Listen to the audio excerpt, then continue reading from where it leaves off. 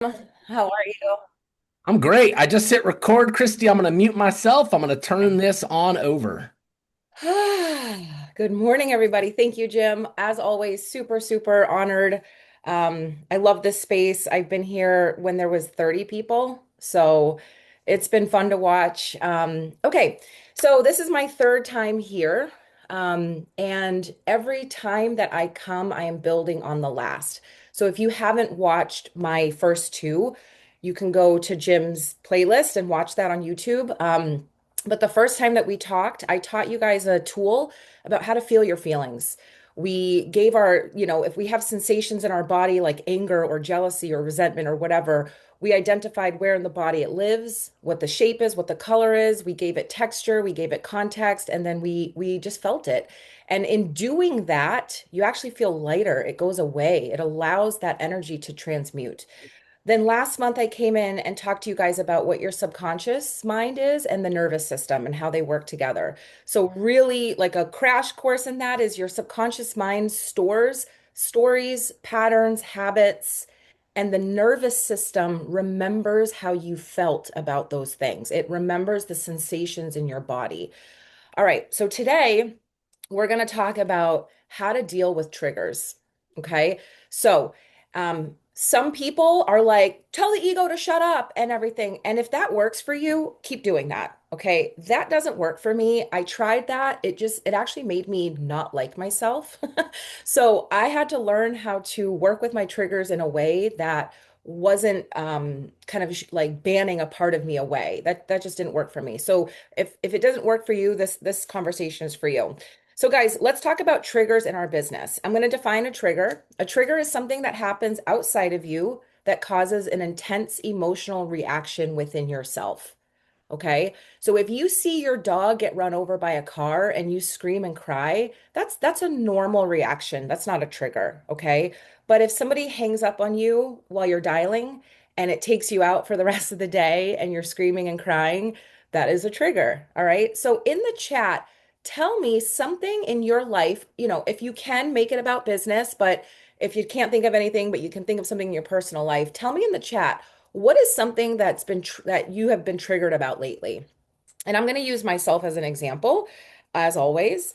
In this business, there's a lot of things that have triggered me, and I've worked through them. But the most recent trigger that I'm walking through is when somebody ghosts me. When somebody ghosts me, I used to, because I've been working on it, but I would get so angry. Like, here's the thing, if a client ghosted me, yeah, I'd get angry, but that was more like attached to money. So but if an agent who I've hired and who I've given my energy to ghosts me, oh my gosh, it was like the world ends. So that's a trigger that I've worked on. um, okay, this is good. A credit card bill, yep. A chargeback when someone ghosts me, ghosts and no shows, not getting. Okay, awesome, awesome, awesome, good.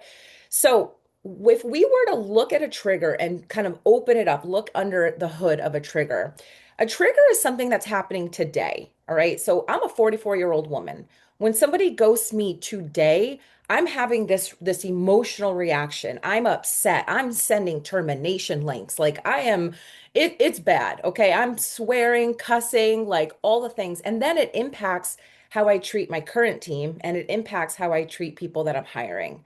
So if I were to look at that, that's how I'm reacting today as a 44-year-old. But if you were to actually follow a trigger to its origin, you're going to find that there is something that happened in your past that was a trauma. Now let's quickly say that trauma is not always the big stuff. It's not always, rape and murder and all these things. Although it is, of course it is. Trauma is anytime you didn't understand what was happening, your brain couldn't make sense of it.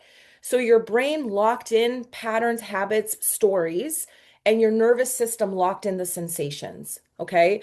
And I'm gonna share with you guys what my trauma was when I followed it back, but just know that trauma isn't always the big stuff. It could be going to the dentist for the first time.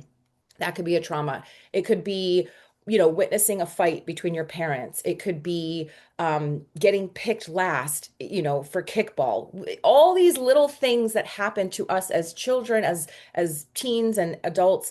If we don't know how to process them in our mind, because our mind wants to protect us, the subconscious mind will create a story around it, and your nervous system will remember the sensations. Okay. So subconscious nervous system. Perfect. Okay. So when I started to do this work on myself, I asked myself, why do I get so mad? Why do I get so mad? So here's what we want to do, guys, with triggers. Number one is you want to have the awareness that you're having a trigger. If you don't even, if, so here's a great example. When I would get really mad that people ghosted me, I thought everyone got mad like I did. I was like, I remember talking to Jamie and I was like, this person goes to me, and she was like, that's okay, just move on. And I'm like, no, that's so disrespectful. That's so wrong. Like, and she was just like, actually, no. So I had the awareness, like, oh, okay, not everyone gets as angry as I do about this. Maybe this is something I need to work on. So, number one is you have to have the awareness. Number two is you have to understand, what is the mind telling you? What is your subconscious mind telling you about this thing that's happening? So, somebody would ghost me. My mind would tell me I'm bad. I'm not lovable. I'm unworthy. Nobody likes me. This is a pattern thought, a well-grooved pattern thought in my mind. Nobody likes me. I'm bad. I'm worthless. I'm not valuable. I'm unlovable, right? Then I would ask myself, where in my body do I feel this trigger? So when somebody would ghost me and I would feel that heat, I would feel it right in the center of my chest. So for you guys that are participating, the trigger that you have, I want you to start thinking of that trigger and ask yourself, when the chargeback comes, when the no-show happens, when whatever, what is the story you're telling yourself about it? And then where in your body do you feel it? Now, the next thing that we do with the trigger is, once we've identified the story, nobody likes me, I'm unlovable, I'm unworthy, like this is never going to happen. Look, everyone's leaving me. And then I identify the sensation. Oh, it's right here. The next question we want to ask ourselves is, when was the first time you can ever remember feeling those feelings and thinking those thoughts? This is the power stuff, guys. Now, I'm sort of taking like a 3 hour long, coaching session and putting it into 20 minutes. Um, but understand there's like a lot of different layers to this, that everyone is very individual and nuanced. Some of us are going to remember something that happened between the ages of like 3 to 10.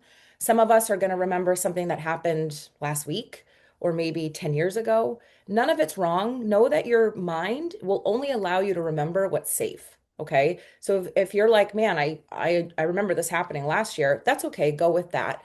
But for me, when I asked myself, when was the first time I can ever remember feeling like I'm unlovable, like I'm bad, like no one, like everyone's leaving me? I remembered back to, and it wasn't like a specific memory, but it was like a time frame of my life where my mom used to give me the silent treatment. I was like a 5, 6, 7, 8, 9, 10, 11, 12-year-old girl, and I would do something, I don't know what, and my mom wouldn't talk to me for days. And I would be walking around my house thinking like, why am I not being talked to? What did I do wrong? Like all these, right? So it wasn't like this big trauma with a T. It was emotional abuse, which if you were raised by people, I mean, these things happen. Even if they don't mean it, and all the things. So you have to ask yourself, when was the first time you remember feeling that? Okay.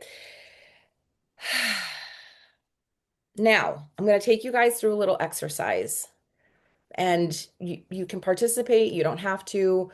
If you participate, I'm taking you through something very quickly that is not meant to be as quick as I'm taking you through. Okay. That's a Hispanic mom thing. Yep. They ice you out. Yeah. Okay. So what I'd like invite you guys to do, number one, think of your trigger. Remember the thing that upsets you. Now I want you to ask yourself, where in your body do you feel it? What are the stories? And then this is the most important part, is, when was the first time you can remember ever feeling those feelings or thinking those thoughts? Have that in your mind as I invite you all to close your eyes. So sit back, close your eyes. I'd like you to take a deep breath in through your nose, and then you can open your mouth and just sigh it out.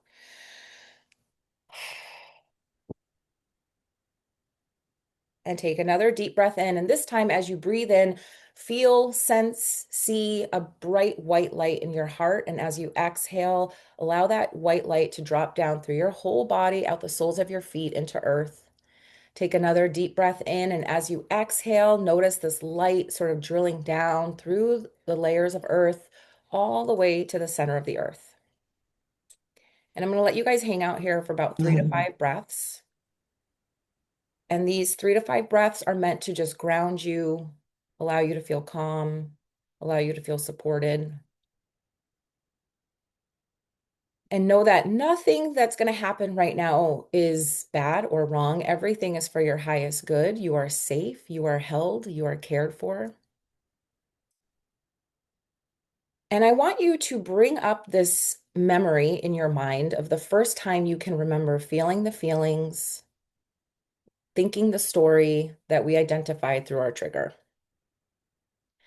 And some of you may see a scene, some of you might feel it, some of you might hear. None of it's wrong, all of it's right. But when you have this scene in your mind, I want you to notice who's there. Obviously, the younger you is there. And just like you're watching TV, just hit pause on everything. So everyone and everything is paused except the younger you and the you today.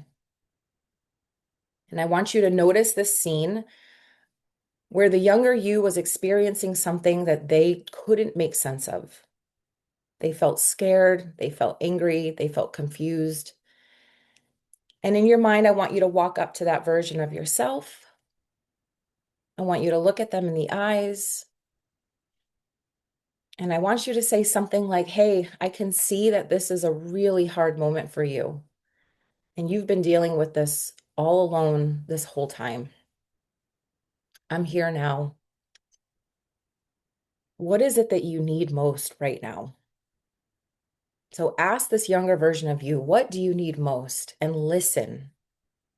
Listen, sense, feel. The younger you might say, I just need someone to tell me this is going to be okay.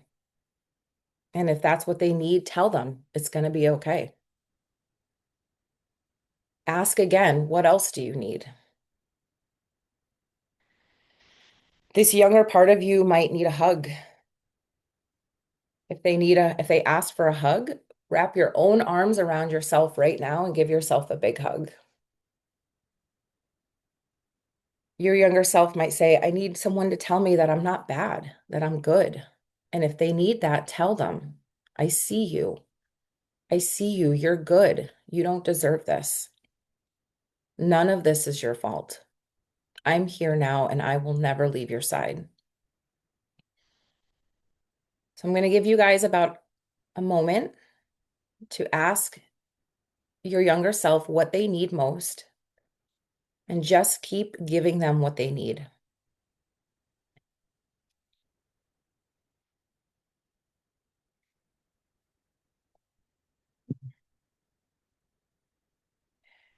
After a few moments of that, I'd like you to look at your younger self and invite them to go somewhere with you. And if they say no, that's okay. You're just going to hang out right here. But if they say yes, I want you to imagine reaching your hand out to this younger version of you and holding their hand and walking. And as you're walking, you come up to a beautifully ornate door. Take a look at the door or feel the door. Notice the color. Notice how it's built. And behind this door is a very safe and joyful place for this younger version of you. So I want you to reach out your hand, open the door, and walk through and notice what's behind the door. Notice what your younger self is doing in this space. Maybe it's a park, maybe it's a playroom, maybe it's like my special place, which is a swing set on a beach. Maybe it's just a room. Notice what your younger self is doing in this room. Let them know that this is a safe place that they can come to anytime when they're feeling scared or upset or hurt or confused, that they always have this safe place. This is actually your heart. So take a few moments and allow your younger self to just feel and be in this space.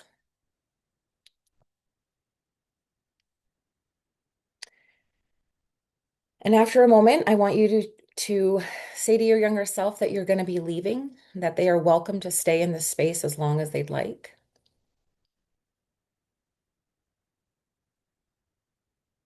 I want you to notice yourself walking back towards the door, reaching for the doorknob, turning it, opening the door, walking out. And as you do so, you can open your eyes.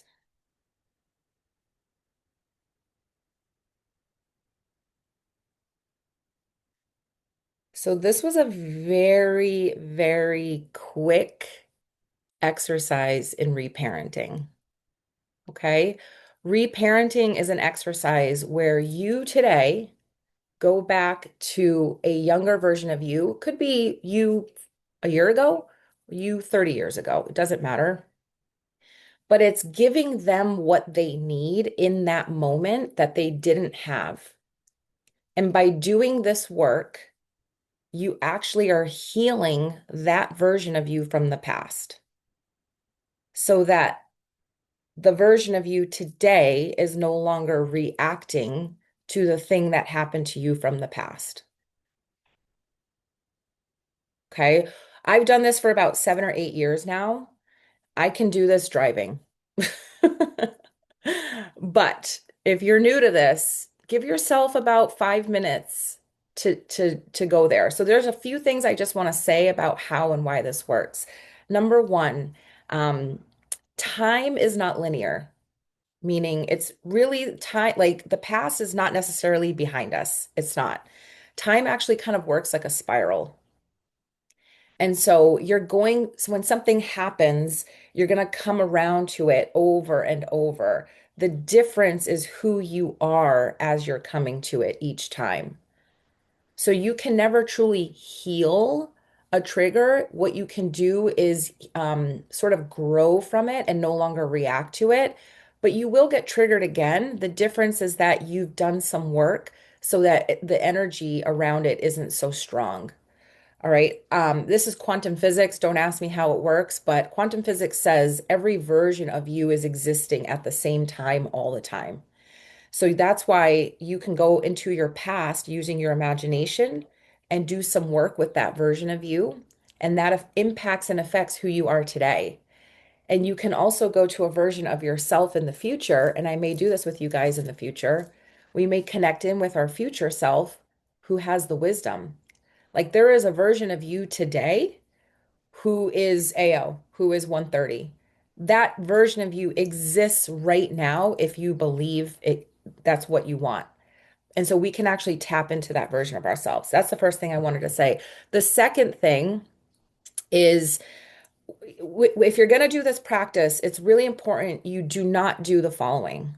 Okay. Number one, when you talk to a past version of yourself, never say the words, you're okay. I know a lot of parents say that to their kids.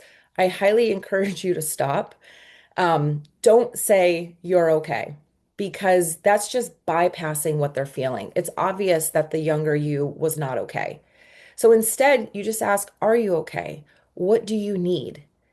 Okay, that's the first thing. The second thing is um, uh, don't say you're okay. And oh, the second thing is try not to make excuses for the trauma happening, right? A lot of us logically, we want to say, oh, like my mom didn't, she didn't know that that was abusive. I know my mom loves me, right? She didn't mean to emotionally abuse me like that, but she did. And so this isn't about making our parents wrong. This is just about acknowledging the hurt that we had that is still hurting us today when we get a charge back. That is still hurting us today when we have, somebody ghost us. So it's not about making excuses for the circumstances. You don't need to do that. Instead, the words that you just say to your younger self is, what do you need? What do you need? That's it. Okay, you guys have homework.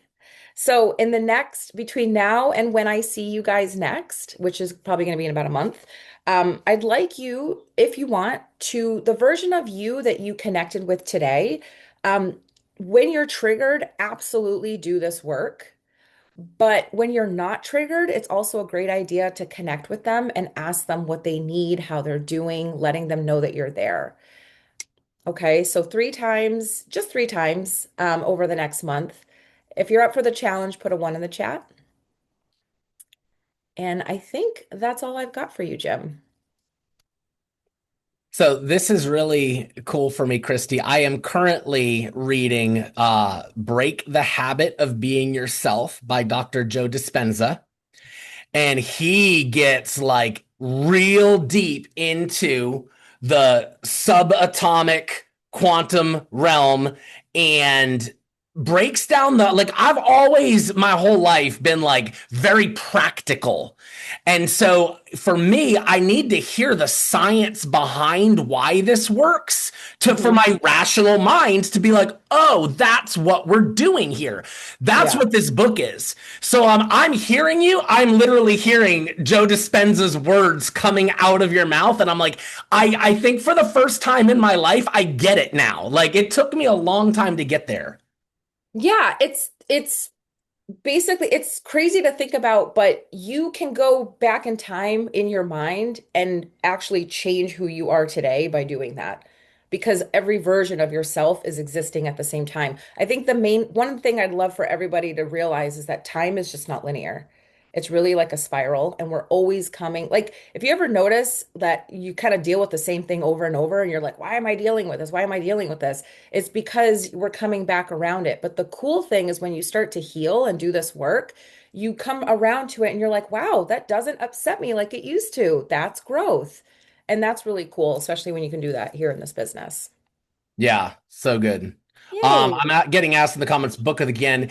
Anything by Dr. Joe Dispenza. I happen to be reading the one, Break the Habit of Being Yourself. But he's on a ton of different podcasts. He's written a bunch of books.